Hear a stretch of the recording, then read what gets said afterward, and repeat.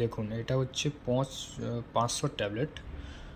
তো এর কম্পোজিশন হচ্ছে ট্রানেক্সামিক অ্যাসিড। এর ব্যবহার হচ্ছে অতিরিক্ত বা অস্বাভাবিক রক্তক্ষরণ কমাতে ইউজ করা হয়। আবার মেয়েদের অতিরিক্ত মাসিক রক্তক্ষরণ, হ্যাভি মেনস্ট্রুয়াল ব্লিডিং, এটার জন্য ইউজ করা হয়।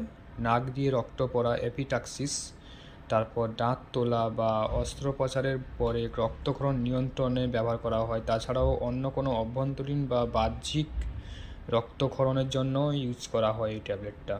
তো আপনাদেরকে একটা সতর্কতা রাখতে হবে এটার উপর, যে এটি শুধুমাত্র ডাক্তারের পরামর্শে খাওয়া উচিত। যাদের কিডনির সমস্যা বা রক্ত জমাট বাঁধার সমস্যা, থ্রম্বোসিস বা অ্যালার্জি আছে, তাদের বিশেষ সতর্ক থাকতে হবে। তো গর্ভাবস্থা বা স্তন্যদানকালে ডাক্তার না বললে ব্যবহার করবেন না।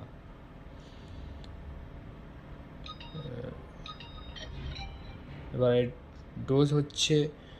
ডোজ ব্যক্তির বয়স ও রোগের ধরন ও তীব্রতার উপর নির্ভর করে। সাধারণত প্রাপ্তবয়স্কদের ক্ষেত্রে 500 mg থেকে 1000 mg দিনে 2 থেকে 3 বার ডাক্তার যেভাবে নির্দেশ দেন সেভাবে দেওয়া উচিত। মাসিকের অতিরিক্ত রক্তক্ষরণের সাধারণত মাসিক শুরু হওয়ার পর কয়েকদিন পর্যন্ত নেওয়া হয়।